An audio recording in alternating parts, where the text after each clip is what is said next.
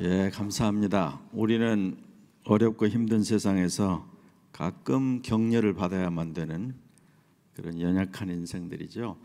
오늘 읽은 아주 친숙한 우리가 보통 주 기도문이라고 하는 말씀, 앞뒤의 내용들이 있습니다만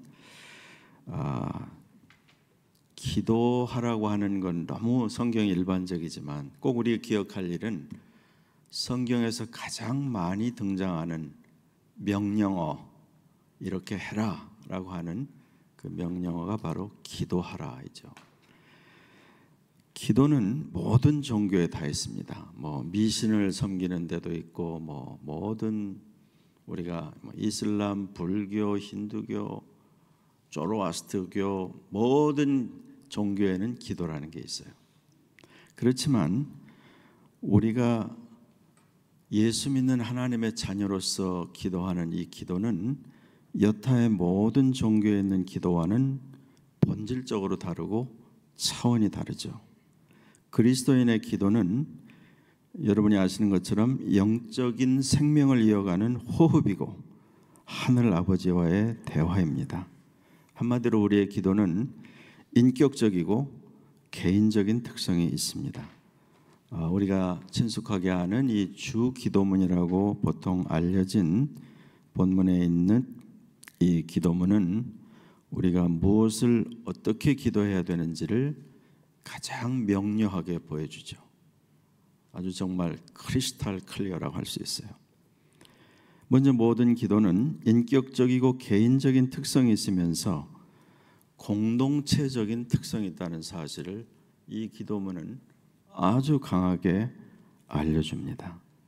그래서 이제 첫 번에 우리의 기도의 대상이신 하나님을 부를 때 하늘에 계신 우리 아버지요 이렇게 부르죠. 이 하늘에 계시다는 말은 땅에 있지 않다는 그런 뜻이라기보다 하늘에 계신 이 표현이 가지고 있는 것은 그는 영원하시고 거룩하시고 그리고 전지전능하신 그런 의미를 함축하고 있는 표현이죠. 그리고 아버지라고 하는 그 말 앞에 내 아버지여 이렇게 하지 않으시고 우리 아버지여, 이건 너무나 중요한 표현이라고 저는 믿습니다. 우리 아버지, 당신의 아버지도 되고 내 아버지도 되고 나보다 연약한 자의 아버지도 되며 나보다 혹시 잘났을 수 있는 어느 누구에도 그가 만일 그리스도 예수를 진심으로 믿고 의지하는 자라면 그 모든 사람을 포함하는 우리의 아버지입니다. 그래서 이 말 속에는 공동체적인 특성이 있다. 왜 예수님께서 내 아버지여 이렇게 하라고 하지 않으시고 우리 아버지여 이렇게 했을까를 우리는 매번 생각해야 되는 거죠. 그리고 오늘 제가 제목으로 삼은 이것을 말씀하시기 전에 너희는 이렇게 기도해라. 왜냐하면 그 앞에 바리새인들의 기도, 종교 위선자들의 기도, 남에게 보이려는 기도, 형식적인 모든 기도들, 이방인의 기도들 다 얘기가 나왔잖아요. 그러면 생명을 가진 본질적으로 차원이 다르고 그 하나님이 원하시고 받으시는 그 기도라는 것을 말하기 전에 너희는 이렇게 기도해라 이렇게 말씀하셨어요. Then this is how you should pray. 그 말은 너희가 이렇게 기도하면 좋을 거야 이런 권면이 아니라 명령이죠. You should pray in this way. 이렇게 기도해야 돼 라고 말씀하신 거죠. 그러면 기도라는 게 어린아이가 그 부모에게 뭘 달라고 하는 것도 일종의 기도라고 주님께서 마태복음 7장에서 가르쳐 주시는데요. 우리가 늘 오해할 수도 있고 남용할 수도 있는 이 주 기도문의 이 특성은 우리가 사는 세월이 힘들고 도전과 환란이 많은 시대에 살기 때문에 너희는 이렇게 기도해야만 돼 라고 말씀하신 이 기도문이 얼마나 우리에게 중요한지를 생각하게 됩니다. 그런데 오늘은 이걸 다 일일이 다 할 수 없기 때문에 제가 이제 몇 가지만 말씀을 나누려고 하는데 첫 번째로 아버지라는 개념입니다. 오늘 읽은 본문에 마태복음 6장 스크린을 좀 제가 항상 띄워주시기를 요청합니다. 마태복음 6장 5절부터 15절까지 본문을 읽었을 때 아버지라는 단어가 몇 번 나오냐면 6절 끝에 은밀한 중에 보시는 내 아버지께서 갚으시리라 그랬죠. 그 다음에 8절 끝에 하나님 너희 아버지께서 아시느니라. 그 다음에 9절에 지금 우리 아버지여 이렇게 나오고, 그 다음에 13절 끝에 영광이 아버지께 영원히 있사옵나이다. 그 다음에 14절 하늘 아버지께서도, 15절 너희 아버지께서도, 무려 6번이나 너희 아버지라는 단어를 강조하셨다는 걸 생각해 보세요. 여러분, 예수님께서 오시기 전에는 아무도 거룩하시고 영원하신 하나님을 아버지라고 소개한 사람이 없습니다. 예수님만이 너희 아버지라고 가르쳐 주셨어요. 얼마나 엄청난 것인지 모르죠. 그래서 우리가 세상을 살되 우리는 하나님의 택함을 입어서 그리스도 예수의 우리를 위한 대속의 죽음을 믿는 믿음을 우리에게 주셨으므로, 믿음은 선물이라고 에베소서 2장에 이야기한 대로, 그래서 내가 머리가 똑똑하고 하나님이 특별히 나를, 다른 사람도 아닌 나를 케어하셔서가 아니라, 그건 맞죠. 창세전에 우리 한 사람 한 사람을 미리 예정하셔서, 에베소서 1장 3절이죠. 그 하나님의 은혜로 하나님이 내게 내 마음을 여시고 영안을 여셔서 예수 그리스도를 나의 주 나의 하나님으로 믿는 그 순간부터 영원하신 창조주 하나님이 나의 아버지가 됐죠. 얼마나 놀랍습니까? 이렇게 놀라운 일을 했는데도 하나도 감동이 안 되면 굉장히 문제가 많죠. 영원하신 하나님이 내 아버지라는데, 이건 너무 많이 들어서 식상합니다. 여러분이 혹시 그렇게 생각한다면 다시 생각해야 돼요. 창조주 하나님, 권능의 하나님, 영원하신 그분이 내 아버지일 뿐 아니라 내 좀 마음에 안 드는 어떤 사람의, 그분이 예수를 믿으면 그의 아버지도 되고, 나를 뭐 어떻게 하는 어떤 사람도 그가 예수를 믿으면 그의 아버지도 되신다. 본문이 계속해서 말하고 예수님이 우리에게 알려주고자 했던 너의 아버지, 너의 아버지. 여러분, 신명기 1장에 보면 광야 생활이 40년 광야 생활이 거의 마쳐갈 즈음에 모세가 죽기 전에 광야에서 새롭게 일어난 세대들을 재교육을 시키는 장면이 있어요. 왜냐하면 가나안 땅에 들어가기 직전이니까. 그래서 신명기거든요. 두 번째라는 뜻이에요. 거기 1장에 이런 구절이 나옵니다. 광야에서 너희를 자상한 아버지가 너희를 품에 품고 건너듯이 너희를 안고 건넜으며 라는 구절이 있어요. 그래서 우리 모두에게 성경이 가르쳐주는 개념은 아버지와 그의 사랑받는 자녀입니다. 근데 우리가 다 여기 계신 분들이 뭐 자녀들 키워보고 또 뭔지 손자 손녀들도 다 있으실 텐데, 자녀, 그러니까 한 배에서 나온 그 자녀가 예를 들어서 둘이나 셋, 요즘에 뭐 많이 낳지 않으니까 뭐 이렇게 있다고 하면 같은 엄마 아빠에서 나온 자녀들도 다 성격이 다르죠. 재능도 다르고, 심지어 얘는 엄마를 더 닮고 얘는 아빠를 닮았는데 또 하나는 절묘하게 잘 섞어서 엄마 아빠를 닮았으며, 어떤 경우는 분명히 엄마 아빠는 맞는데 얘는 아무것도 닮지 없다. 그래서 옛날 한국 단편 소설에 너무 닮지 않았기 때문에 닮은 데를 찾아보려고 하니까 발가락이 닮았다. 이제 이런 얘기도 있죠. 제가 이 말을 드리는 이유는 아버지라는 그 개념을 이해하려고 할 때 그 아버지는 자상하시고 품으시고 긍휼이 넘치시다는 뜻이에요. 그렇지만 우리가 대부분 우리의 부모 세대, 뭐 우리 자신도 이렇게 좋은 아버지였는지, 저도 제 아이들에게 엄하게 이렇게 했던 기억이 많기 때문에 이 말할 때는 좀 부끄럽죠. 그런데 어쨌든 성경이 제시하는 그 아버지는 인간의 아버지와 달라서 완전하시고 영원하시고 긍휼이 많으셔서 문제가 있는 인생들, 성격이 괴팍하고 이렇게 저렇게 있는 사람들을 다 품에 안으시고 끌어안으시는 그 아버지. 그 아버지가 우리의 아버지가 되심을 믿습니다. 여러분, 우리의 아버지예요. 우리 아버지. 그래서 기도하러 나갈 때 첫 번째, 여러분, 하늘에 계신 우리 아버지요, 영원하시고 전능하시고 거룩하시고 다함이 없으신 그분이 내 아버지일 뿐 아니라 우리 아버지. 여러분, 그게 공동체를 가르쳐 주는 것이에요. 그러니까 주님께서 왜 너는 이렇게 기도해야 돼 라고 말씀하실 때 뭘 가르쳐 주시고 싶으셨을까요? 조금만 놔두면 금방 개인주의, 금방 이기적, 금방 나만 생각하고 그야말로 내 집 뒷마당에서 뭐 무슨 일이 일어나지 않으면 세상이 어떻게 돌아가든 아무 상관이 없이 사는 이런 세태 속에서 우리의 아버지라는 이 말 속에 엄청난 화두가 담겨 있죠.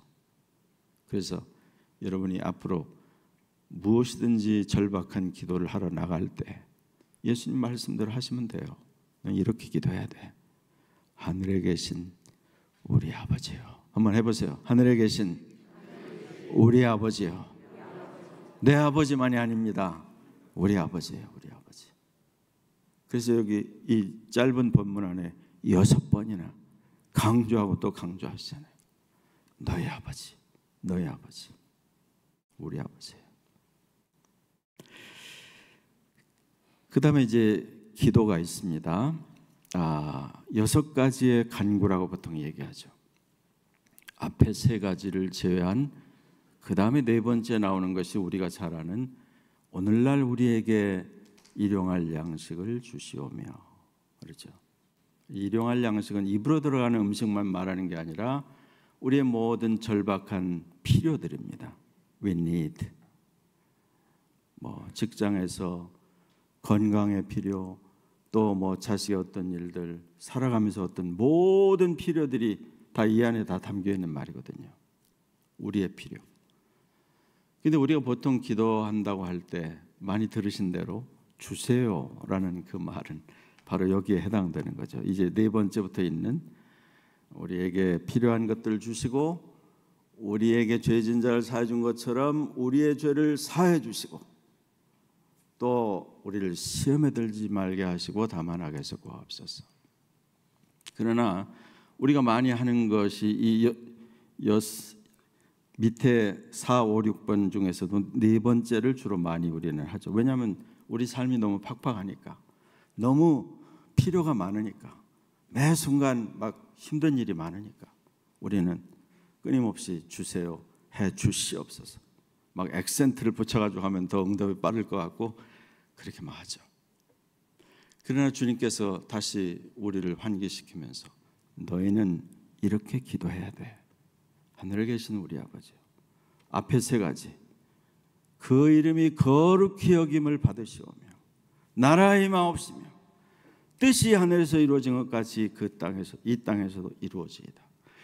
이 3가지를 주님께서 기도하면 너에게 유익할 거야, 괜찮을 거야, 이렇게 이야기하신 게 아니라 제가 말씀 앞에 계속 이렇게 기도해야만 돼, 그런 뜻입니다. 본문은 You should pray in this way. 먼저 기도, 이 순서가 쭉 나오다가 6장 마지막에 그 유명한 구절이 있죠. 6장 33절입니다. 너희는 먼저, 여러분 다 아시잖아요. 같이 해보세요. 너희는 먼저 그의 나라와 그의 의를 구하라. 그리하면 이 모든 것을 너에게 더하시리라. 이 모든 것은 우리가 늘 일상에 필요한 기도 제목들이요, 이렇게 해주시고 저렇게 해주시고 하는 이 모든 거예요. 모든 필요와 원하는 모든 것들이에요. 순서가, 너희가 순서만 정확하게 지켜도, 그러면서 계속 너희 아버지께서 너에게 있어야 할 것을 이미 다 아시느니라. 말 많이 하려고 하지 말고 아버지가 누구신지, 누구 앞에 나와 있는지 너희가 제대로 기도를 하면 주님이 너희 필요한 걸 아신다. 너희가 뭘 알지도 못하고 지금 구하고 있는 기도 제목도 바꿔주시고 미처 구하지 못했는데 그것도 채워주시고 그런 것들을 우리가 뭐 평생 신앙생활 해오는 동안에 개인적으로 다 체험하지 않았습니까? 다 누구든지 이 일에 대해서 각자 간증을 할 모든 준비들이 다 되어 있으시겠죠. 그래서 오늘 이 본문의 내용 가운데 앞에 세 가지 중에 제가 두 번째 나오는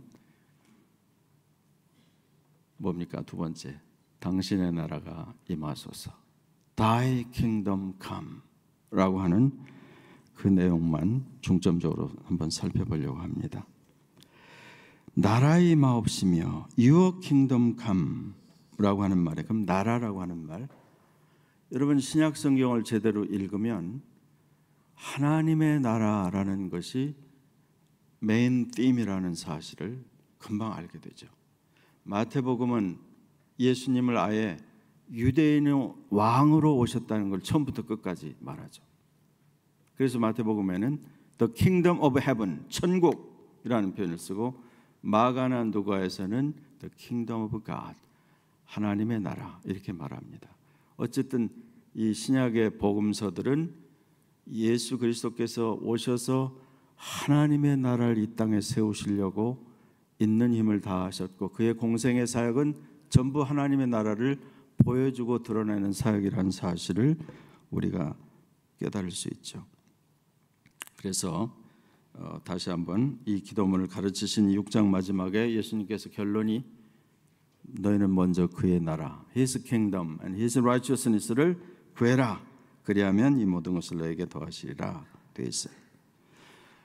조금 더 이해를 돕기 위해서 나라, 킹덤이라는 말을 할 때 여기에는 세 가지가 포함이 되어 있습니다. 그러니까 한 나라가 되려면 반드시 필요한 세 가지가 왕이 있어야 되고, 그 왕의 통치를 받는 백성이 있어야 되며, 통치를 받는 영토가 있어야 돼요. 그래서 보통 나라라고 말할 때는 the king, the people and territory, 이 세 가지를 항상 말하게 되죠. 이걸 더 다른 말로 하면 나라가 임한다는 그 말은 그의 통치가 임하는, 왕이 계시고 왕의 통치를 받는 백성이 있으며 왕의 통치가 나타나는 그 영역이 있다는 뜻이에요. 그러니까 당신의 나라가 임하라는 말은 제일 먼저 내게 오늘 왕의 통치가 있기를 원합니다. 우리가 예수님의 말씀을 예를 들면 산상수훈이 끝나는 대목에서 이렇게 예수님이 경고하시잖아요. 너희는 나더러 주여 주여 하면서도 내가 너에게 이런 말을 지키지 않는구나 라고 탄식하시는 것처럼, 우리가 주라는 말은 주인이라는 말에서 큐리오스라는 말에서 나온 말이잖아요. 그 말은 우리가 주라고 부를 때 우리는 그에게 ready to obey, 순종할 준비가 되어 있는 상태라는 것을 얘기할 때 주라는 부름이 있거든요. 그러면 더더군다나 왕은 말할 것 없죠. 그래서 왕의 통치라는 말은, 당신의 나라가 임하소서라는 말은 그냥 입술로 주문을 외우는 것이 아니라 오늘 내 삶에 왕의 통치가 이루어지기를 원합니다.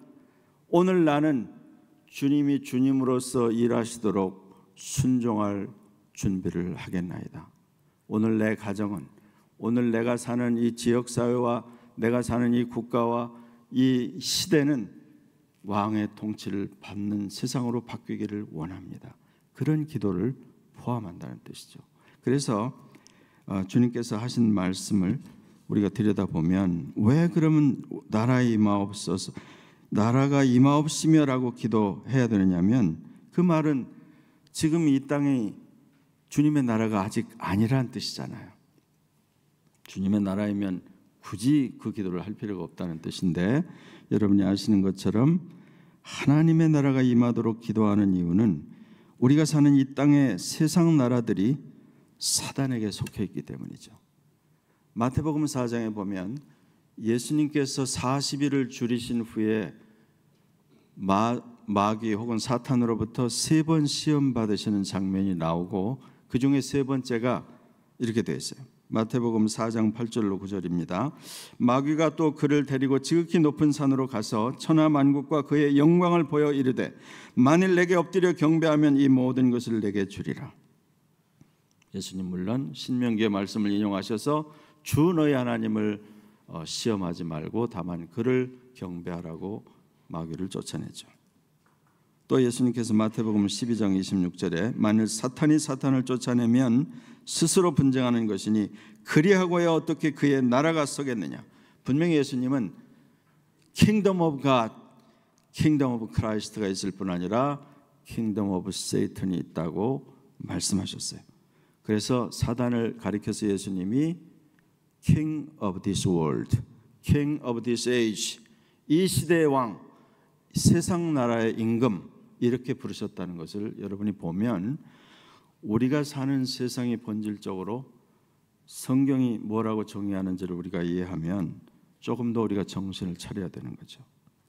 여러분, 그래서 본래 하나님이 창조하신 모든 것은 하나님께 속하였는데 사람이 사는 땅의 권세가 원수 사단의 영역으로 들어가게 된 것은 우리가 아는 대로 첫사람 아담의 불순종으로, 죄와 불순종으로 인해서 사단에게 넘겨준 바 되었다고 성경은 가르쳐 줍니다. 성경 전체는 이 문제를 굉장히 다각도로 그리고 깊숙하게 다루고 있는데 대표적으로 요한복음 1장에 이렇게 말하죠. 빛이 어둠에 비치되 어둠이 깨닫지 못하더라. 빛 true light은 예수 그리스도시고 어둠은 이 세상이고 세상 가운데 하나님의 사랑을 거부하며 있는 이 모든 사람들까지 포함한다고 가르쳐 주죠. 요한복음 16장 11절은 예수님 말씀하시기를 심판에 대하여라 함은 이 세상 임금이 심판을 받았습니다. 그리스도의 십자가의 죽으심으로 이미 원수 사단은 하나님의 심판 아래 놓여 있다고 말합니다. 그래서 성경은 어둠의 권세 곧 사단이 지배하고 있는 이 세상 나라들에 대하여 빛의 자녀인 그리스도인들이 하나님의 나라가 임하도록 매일 영적인 싸움을 해야 하는 그런 상황일 뿐 아니라 그렇기 때문에 우리가 그리스도의 군사로 부르심을 받았다고 말하죠. 군사라는 게 뭐예요? 소울저는 전쟁을 위해서 준비되어 있는 그런 상황을 이야기하는 거죠. 그래서 고린도 후서 10장 3절 이하에 보면 이런 말씀이 있어요. 우리가 육신으로 행하나 육신에 따라 싸우지 아니하노니 우리의 싸우는 무기는 육신에 속한 것이 아니요 오직 어떤 견고한 진도 무너뜨리는 하나님의 능력이라. 이 사단의 견고한 진이 온 세상에 가득하죠. 제가 지난 가을에 2번 와서 에베소서의 말씀을 나눈 것 같은데 그때도 그 말씀을 제가 소개한 적이 있습니다.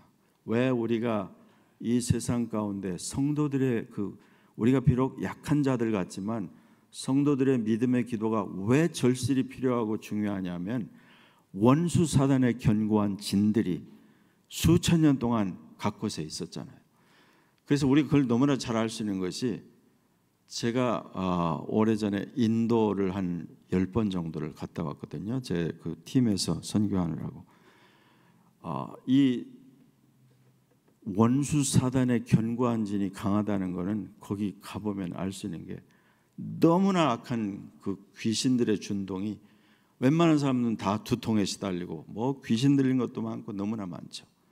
그래서 문자적으로 사단의 견고한 진이 강한 것도 볼 수 있고 견고한 것도 우리가 볼 수 있다면 여러분 이 세상 자체가 사단의 손아귀 아래 하나님이 정하신 시간까지예요. 항상 하나님의 주권과 섭리 아래서 있는데 이전 세대에는 그래도 일반 하나님의 은총이라는 것이 있어서 상식이 통하고 양심과 선한 것과 세상에 그래도 예수 믿지 않아도 선한 지도자들 그래도 양심적으로 사는 많은 사람들 때문에 세상이 그런 대로 괜찮게 굴러가 보였어요.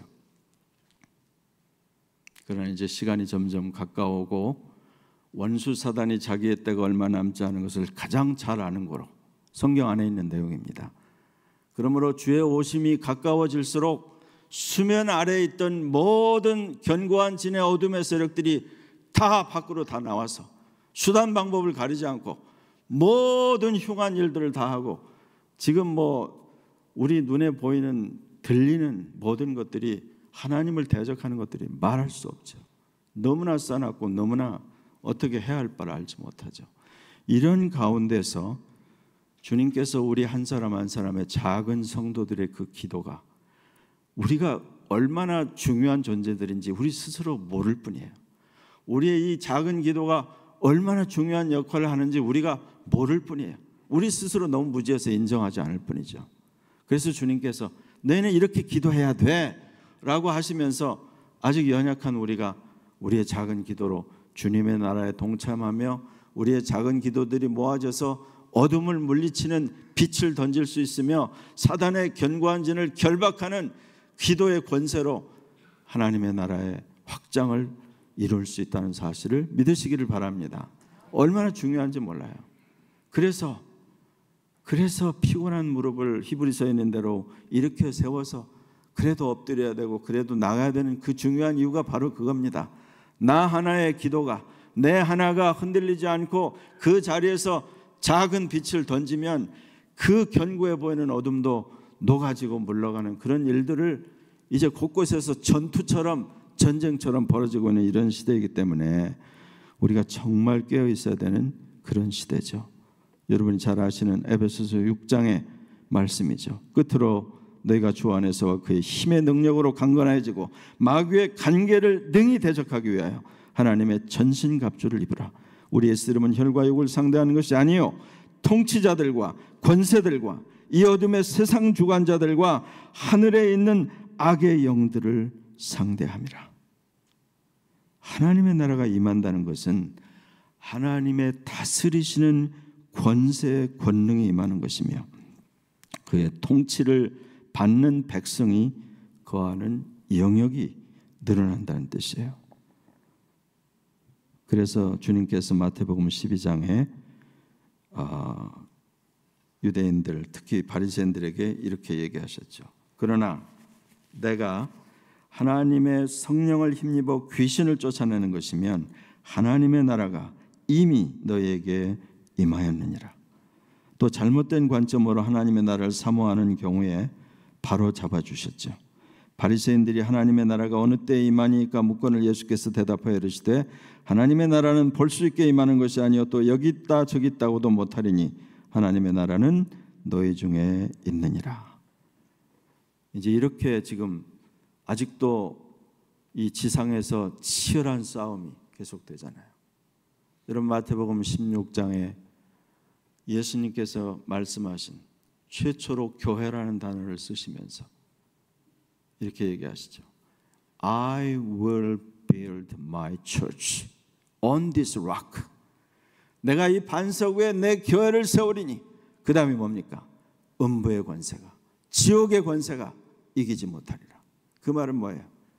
지상의 교회는 끊임없이 지옥의 권세, 음부의 권세, 어둠의 세력이 이 교회를 흔들고 뒤집어 엎고 무너뜨리고 약화시키는, 개인 성도들뿐 아니라 뭐 성도들이 두세 명만 있으면 그리스도의 임재가 거기에 있기 때문에 그냥 놔두지 않죠. 크리스찬 홈을 그냥 놔두지 않죠. 크리스찬 학교들 그냥 놔두지 않죠. 복음적으로 뜨겁게 사역하는 선교사들과 주의 종들을 그냥 놔두지 않죠. 적당히 자기 우선순위로 자기 좋은 것대로 다 누리면서 적당히 사는 사람은 절대로 사단이 건드리지 않는다는 소문이 있습니다. 왜냐하면 자기 편인 줄 아니까 그냥 내버려 둔다는 거죠. 여러분, 그래서 지금 우리가 진통 중이에요. 중앙교회가 지난 몇 달 동안 지금도 여러분이 기도하고 한 대로 어림이 많이 있다는 것 저도 들어서 알고, 여러분 다 이렇게 이 지금 어려움의 시간을 지나가고 있는데 이걸 어떤 특정 개인과 어떤 것으로 여러분이 생각하지 않으시기를 바라고, 우리 전체를 끊임없이 흔드는 이 시대적이고 주의 오실 때가 가까움으로 하나님의 교회들이 전면적으로 복음적인 교회들이 공격을 받지 않고 혼란하지 않은 교회들이 거의 없습니다. 이런 상황에서 우리는 주께서 가르쳐 주신 기도를 소중하게 실천하기를 원합니다. 하늘에 계신 우리 아버지요. 여러분이 절대로 적어도 이 어려움의 시간이 다 충분히 지나가기까지, 아마 제가 정직하게 고백하건대 주님 오시기까지 어려움의 강도는 더 심해졌으면 심해지지 약해지지 않을 겁니다. 모든 면에서. 제가 말하는 건 이 교회를 말하는 것이 아니라 우리를 둘러싸고 있는 모든 여건과 환경이 그렇다는 뜻이에요. 우리는 끊임없이 하늘에 계신 우리 아버지요. 이 말할 때 아버지의 그 넉넉한 긍휼의 품으로 우리 모두를, 우리가 서로 이런저런 아픔들고 어려움이 있지만 그걸 다 끌어안으시는 그 아버지 앞에 내 스스로 있다는 사실을 꼭 믿으시기를 바랍니다. 이렇게 살다가 보면 어느 날 주님이 실제로 오시는 그때가 나타나죠. 요한계시록 11장 15절입니다. 일곱째 천사가 나팔을 불매 하늘에 큰 음성들이 나서 이르되 세상 나라가 우리 주와 그의 그리스도의 나라가 되어 그가 세세토록 왕노릇 하시리니. 다니엘서 7장에는 이런 말씀이 있어요. 다니엘서 7장 13절 14절. 내가 또 밤 환상 중에 보니 인자 같은 이가 하늘 구름을 타고 와서 옛적부터 항상 계신 이에게 나아가 그 앞으로 인도되매 그에게 권세와 영광과 나라를 주고 모든 백성과 나라들과 다른 언어를 말하는 모든 자들이 그를 섬기게 하였으니 그의 권세는 소멸되지 아니하는 영원한 권세여 그의 나라는 멸망하지 아니할 것이라.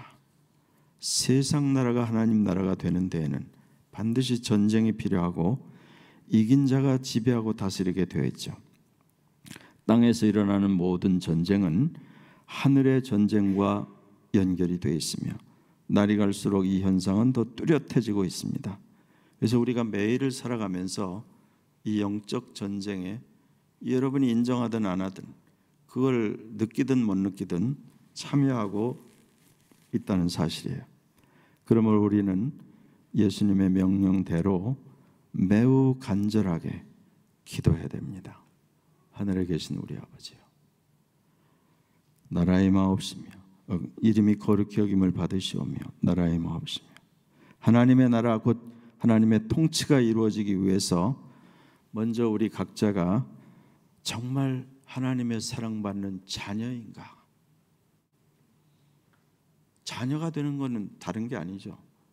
그 아버지의 생명을 가지고 태어나면 자녀가 되는 거잖아요. 그래서 요한일서 5장에 하는 말이 아들이 있는 자는 생명이 있고 아들이 없는 자는 생명이 없느니라. 그래서 오래된 크리스찬 조크로 딸만 있는 집은 용서하세요. 저희 그 교회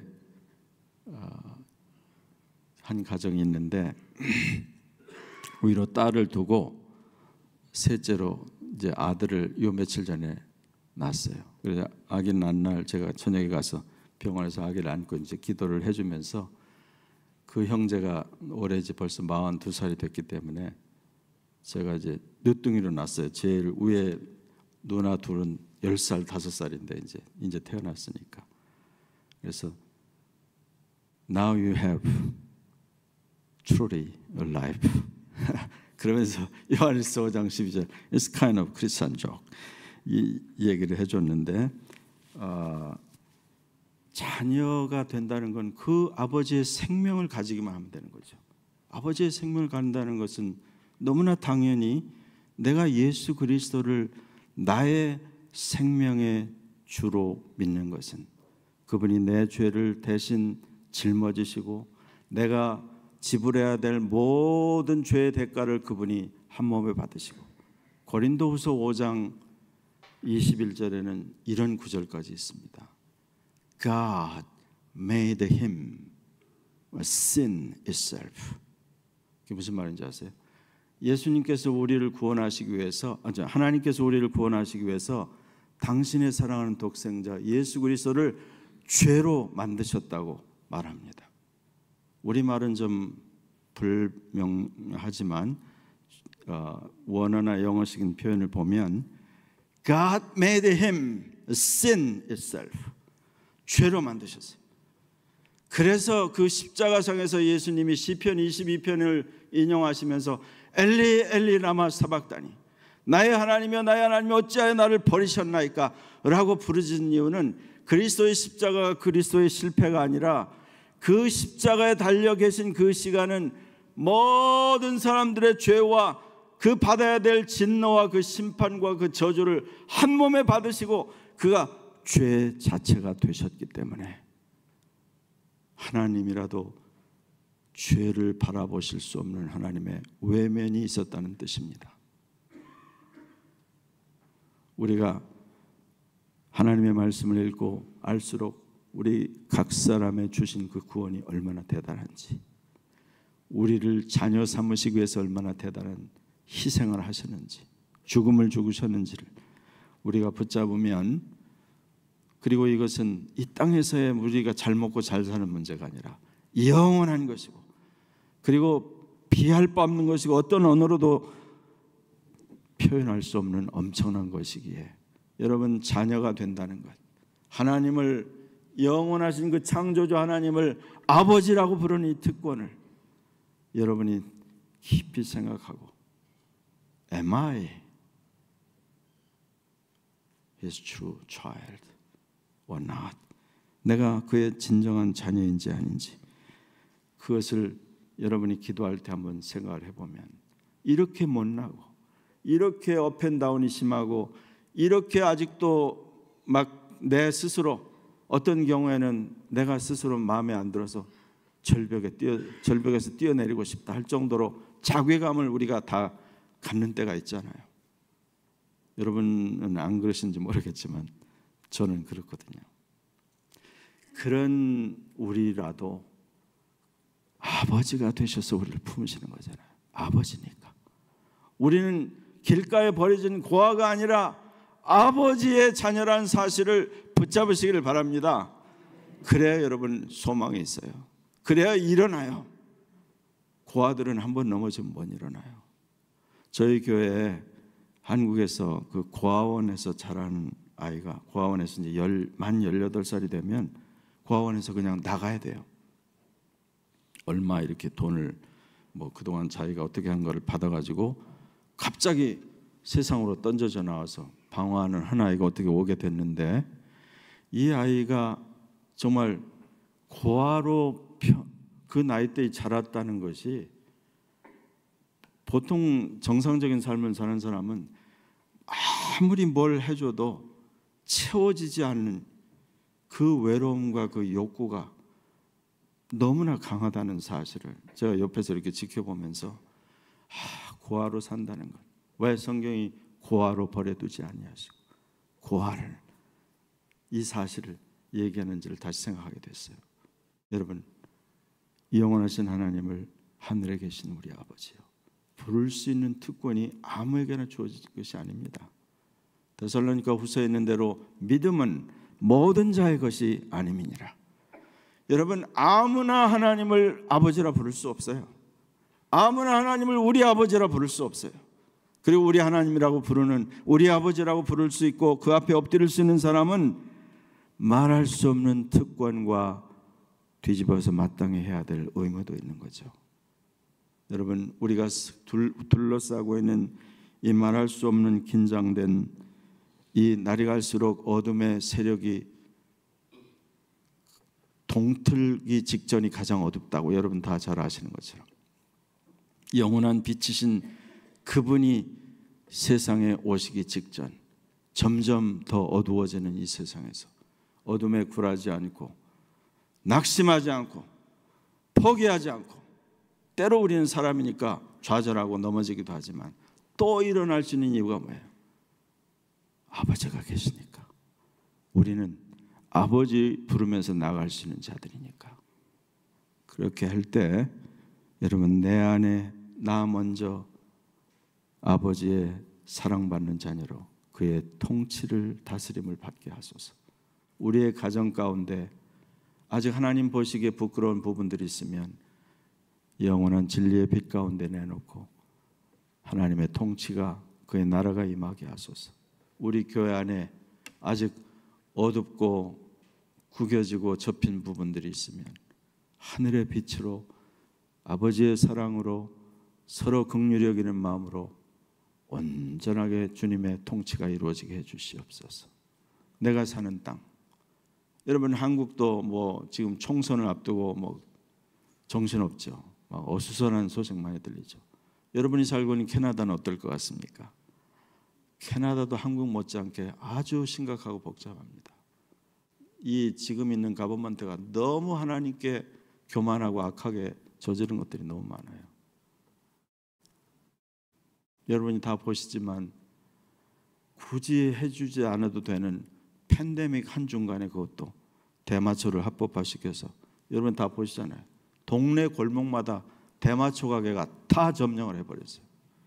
그래서 지금은 음주운전이 문제가 아니라 대마초 중독의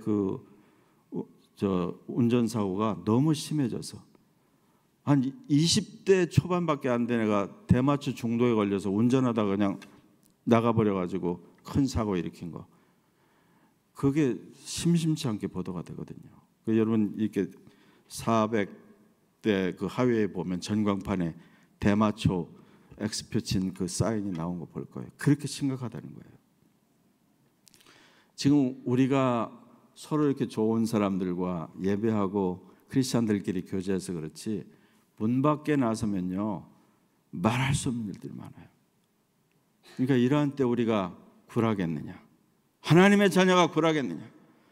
곧 어둠의 시간이 다가고 빛의 시간이 오며 그리스도가 속히 다시 올 텐데 내가 아버지의 이름을 부르고 나라의 임하옵시며 기도만 해도 빛이 영역이 확장된다는데 내 기도가 이렇게 연약한 것 같아도 하나님이 소중히 여기신다는데 내 기도를 아끼겠느냐? 여러분 기도하셔야 됩니다. 그 대신 여러분 스타일을 버리고 예수님이 가르쳐준 이렇게 기도해야 돼 라고 말씀하신 대로 행하시기를 바랍니다.